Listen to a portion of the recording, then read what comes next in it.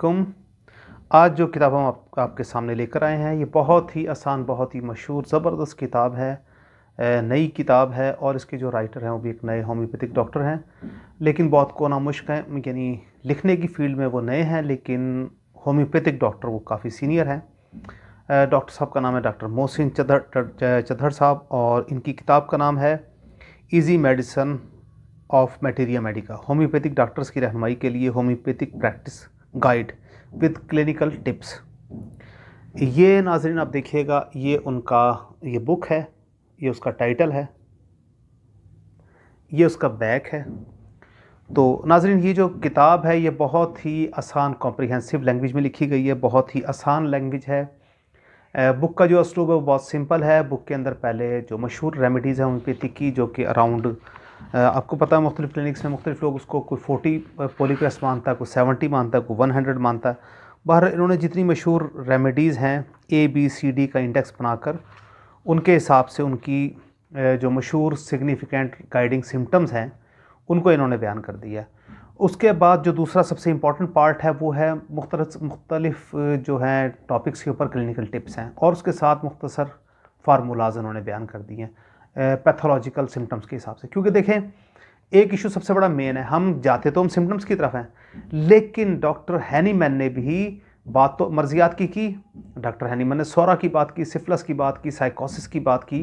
देखिए, अब गनोरिया एक मर्ज़ है, आतशक एक मर्ज़ है, स्कैबीज़ एक मर्ज़ है। तो डॉक्टर हैनीमैन साहब ने भी मुख्तलिफ अमराज की बात की है, ट्यूबरकुलोसिस की उन्होंने बात की है।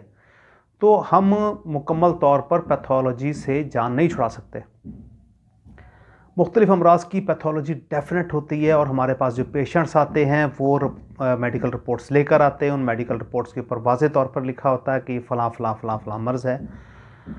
अब कई दफ़ा पेशेंट इतना ज़्यादा कमज़ोर, इतना वीक होता है कि उसके लिए पॉसिबल ही नहीं होता कि वो हमारी डिटेल्ड जो सिम्टम्स को बताए। तो हमने जब ऑब्जेक्टिव सिम्टम्स लेनी है, जब हमने लवाहिकीन से सिम्टम लेनी, तो उससे बेहतर है कि हम थोड़ी सी हेल्प उसकी रिपोर्ट से ले लें। तो बहरहाल डॉक्टर मोहसिन चद्दर साहब का ये काम बहुत काबिल तारीफ़ है। ये मैं बुक आपको दिखा देता हूँ। ये देखें नाज़रीन, ये बुक है, ये उसका जो है इंतसाब है। ये उन्होंने अपने उस्ताद इकरामी के नाम पर इसको मंसूब किया है किताब को। उसके बाद ये इक़्तिबास और इज़हार तशक्कुर है। और ये देखिए नाज़रीन, इसके साथ ये फ़हरिस्त मज़ामीन है।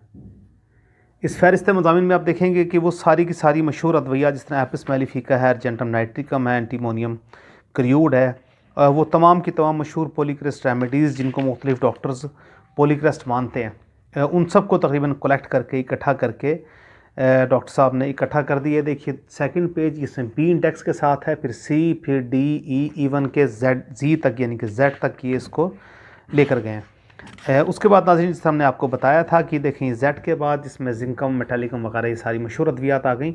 उसके बाद आप ये देखेंगे कि अगले पेज से उन्होंने गाइड व नुस्खा जात को बयान करना शुरू कर दिया। एक एक मर्ज़ को बयान किया, जिस तरह फ़ीवर है, टाइफाइड फ़ीवर है, गर्दन तोड़, तो इन्होंने अलग अलग डिस्क्राइब किया। इनको अलग अलग डिस्क्राइब करने का मकसद क्या है कि पैथोलॉजिकली जो हमारे पास पेशेंट्स आते हैं उनको पैथोलॉजिकली हमने कैसे डील करना है। मिसाल के तौर पर अब एक पेशेंट आता है हमारे पास, वो कहता है कि आँखों के पट्ठों की कमज़ोरी है। तो डॉक्टर साहब ने इसको आँखों की पट्ठों की कमज़ोरी को अलग से बयान किया है, और सफ़ेद मोतिया को और आँखों के फालिज और गुहांजनियों को, इनके स्टाइस को अलहदा से बयान किया। इसी तरह जब वो मैदे के अमराज की बात करते हैं तो उन्होंने पेप्टिक अल्सर को अलग बयान किया, H. पाइलोरी को अलग से बयान किया, और बाकी अमराज को इन्होंने बिल्कुल ही अलहदा से बयान किया। अगर हम बात करें गुर्दे के अमराज की, तो गुर्दे के अमराज को भी उन्होंने अलहदा से डिफ़ाइन किया, पित्ते की पथरी को, और इन सब अमराज को अलहदा अलहदा से आपने डिफ़ाइन किया। ये आपको बयान करने का मकसद ये है कि इस बुक को आपने इस यूज़ कैसे करना है। हमारी रिकमेंडेशन में तो ये बुक A ग्रेड है, और इसको इस्तेमाल करना बहुत ही ज़रूरी है। इसके अंदर एक मैं मिसाल के तौर पर आपको पेज दूंगा, ये मेरे भी जो नुस्खा जात है मेरे भी इस्तेमाल में है, और बहुत ही ज़्यादा इफ़ेक्टिव। ये देखिएगा नाज़रीन, ये पित्ते की पथरी के अमराज हैं, ये देखिएगा। अब आप ये देखिएगा कि पित्ते की पथरी नॉर्मली कॉन्स्टिपेशन की वजह से होती है, मेरे भी इस्तेमाल में है। इसके लिए डॉक्टर साहब ने ये अद्वियात लिखी हैं, फेल्टोरी, डाइस्कोरिया, वलोसा, कॉर्टस मैरियानस और बर्बरस वल्गरस। नाज़रीन, ये बहुत ही शानदार कम्बिनेशन है, और अगर आप ये मदर टिंचर में ना परचेज़ करना चाहें, क्योंकि डेफिनेटली उसकी कॉस्ट काफ़ी ज़्यादा है, आप इसको 3x में या 10 12 में या इवन के 30 में भी इस्तेमाल करवा सकते हैं, और 30 में भी ये तकरीबन बहुत ही शानदार तरीके से काम करती है। इंटरकरेंट रेमेडी के तौर पर या इन सब के साथ एक इजाफी दवाई के तौर पर कोलेस्ट्रेनियम डॉक्टर साहब ने बयान किया। कोलेस्ट्रोनियम भी आपको पता है कि बहुत ही शानदार दवाई है, और कोलेस्ट्रियम ज़ाहिर है कि इसी मर्ज़ का नौसोड है। तो इसको टाइम तो लगता है इस पथरी को डिज़ोल्व होने में, लेकिन इस नुस्खे के साथ उम्मीद है कि जो उसकी जो जर्नल सिम्टम्स हैं, जो उसके साथ बहुत ज़्यादा अटैच्ड सिम्टम्स हैं, वो कवर हो जाएंगी। अच्छा नाज़रीन, इसके साथ अब अगला पेज के ऊपर, क्योंकि अब पित्ते की पथरी होती है उस बंदे को जिसको कॉन्स्टिपेशन है, अब वो शदीद कॉन्स्टिपेशन के पेशेंट्स जो पित्ते की पथरी की तरफ जा सकते हैं, उनके लिए ये देखिएगा नाज़रीन, ये कॉन्स्टिपेशन का पेज है। आप ये देखिए, ये कॉन्स्टिपेशन को उन्होंने डिटेल से डिस्क्राइब किया हुआ है। उम्मीद है आपने सारा देख लिया होगा। ये देखिए, इन्होंने डाइट के हवाले से बात की हुई है। डाइट के बाद उन्होंने जो सबसे टॉप की जो मेडिसिन लिखी हुई, जो मेरी भी सबसे पसंदीदा दवाई है, उसका नाम है नक्सोमिका।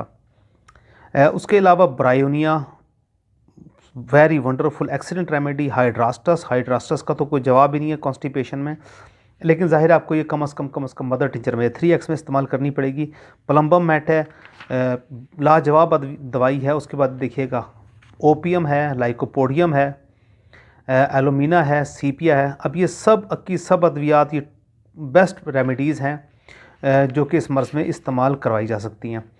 उसके अलावा जो मुझे एक पेज बहुत ही ज़्यादा पसंद आया, उसकी वजह है कि मेरे इस्तेमाल में भी तकरीबन ये सेम की सेम मेडिसिन हैं, और मैं तकरीबन इसी के यानी तरीक़ेकार के साथ पेशेंट्स को इस्तेमाल कराता हूँ। वो है साइनोसाइटस। ये देखिएगा नाज़रीन, ये असीरुल इलाज मर्ज़ है। किसी और पैथी में यानी कि अल्टरनेटिव मेडिसिन में भी अगर आप आएँ, एलोपैथिक में तो खैर इसका इलाज है ही नहीं सिवाय सर्जरी के। अगर आप अल्टरनेटिव मेडिसिन में आएँ तो अल्टरनेटिव मेडिसिन में भी इसका इलाज काफ़ी डिफ़िकल्ट है, लेकिन डॉक्टर साहब ने जो नुस्खा बयान किया हुआ है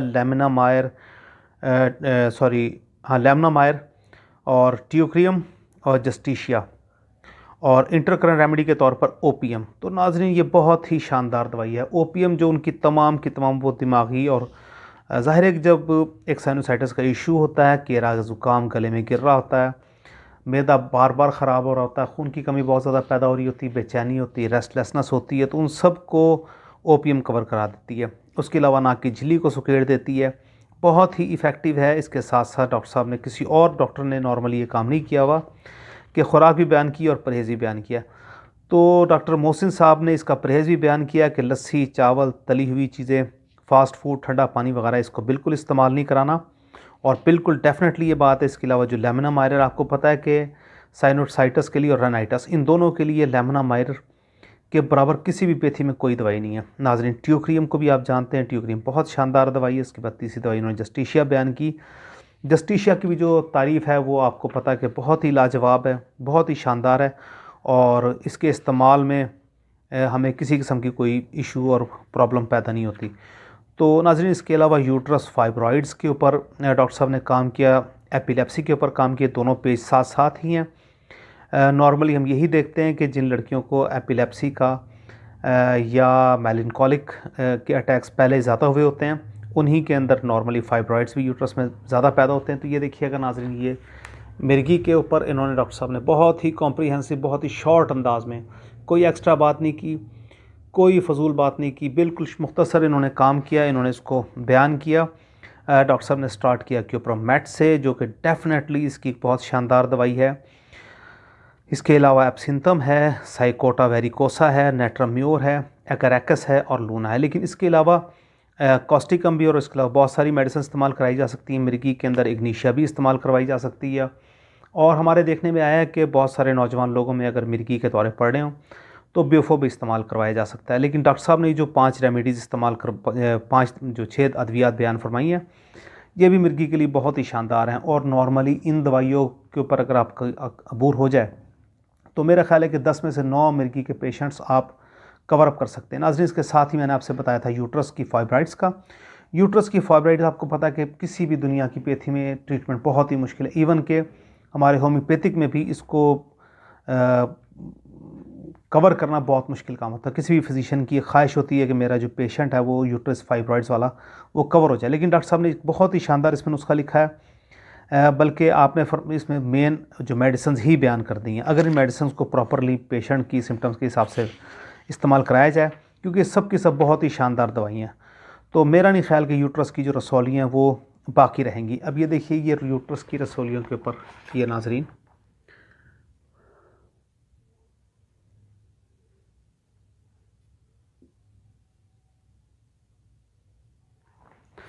आपने देखा कि इसके अंदर सबसे पहले थैलाप्सीबर्सा है। थैलाप्सीबर्सा यकीनन तमाम जो लेडीज़ से रिलेटेड मसाइल हैं उनके लिए बहुत ही शानदार दवाई है। दूसरी दवाई वो फ्रैक्सिनस अमेरिकाना है। फ्रैक्सिनस अमेरिकाना भी अपने तारुफ की मोहताज नहीं है। उसके बाद ओफोरिनम है। ओफोरिनम आपको पता है कि ये लाजवाब दवाई है और तीर बहादुर दवाई है, और शायद ही कोई पेशेंट हो जो इसमें कवर ना होता। इसके बाद जो फोर्थ मेडिसिन आपने बयान की वो हेमोमेलस है। हेमोमेलस ज़ाहिर है कि जो एक्सेस ब्लीडिंग है उसके लिए बहुत शानदार दवाई है और बहुत ही अच्छे तरीके से जो है पेशेंट को कवर करती है। उसके बाद जिस तरह मैंने आपको बताया था, मेलैंकोलिक के साथ हिस्टेरिक पेशेंट होते हैं, तो हिस्टेरिक पेशेंट के लिए भी इन्होंने जो 5 अद्वियात बयान की बहुत ही टॉप क्लास हैं। हिस्टेरिया के ऊपर उन्होंने अलामात के साथ साथ, ये देखिएगा नाज़रीन, ये फर्स्ट पेज है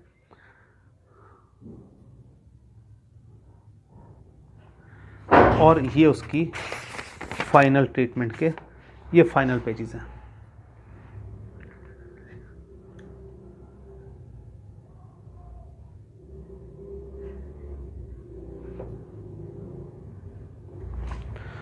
तो नाज़रीन, आपने देखा कि ये जो इन्होंने अद्वियात बयान किए, एग्नीशिया है, मॉस्कस है, एसाफोटिडा है, पल्साटीला है, सीपिया और प्लाटिना है। ये बहुत ही टॉप क्लास दवाई हैं। इसके अलावा कुछ अद्वियात और भी हैं जिनमें नेट्राम्योर है, औरामेट है, सिमिसिफ्यूगा है। इसके अलावा मेरे अपने जो तजर्बे में वो एग्नीशिया भी इसके अंदर इस्तेमाल होती है, और मैं आपसे रिकमेंड करूँगा कि सबसे पहले से पेशेंट को एग्नीशिया दें। ना बात बने नेट्राम्योर, फिर भी बात नहीं बनती तो एसिड फॉस्फोरो, फिर भी बात ना बने तो उसके लिए औरामेट इस्तेमाल करवाई जाए। औरामेट ऐसे केसेस को मुकम्मल तौर पर फाइनलाइज कर लेती है। नाज़रीन, उम्मीद है कि आपको इंट्रोडक्शन पसंद आया होगा और होपफुली आप इस किताब को लेना पसंद करेंगे। बल्कि मेरी रिकमेंडेशन तो है कि अगर आप प्रैक्टिशनर हैं तो आप इस किताब को यकीनन लाजमी परचेज़ कीजिएगा। ये आपके बुक शेल्फ में एक बहुत ही शानदार इजाफ़ा होगा और यकीनन ये आपके पैसों की यकीनन बेहतरीन वापसी है।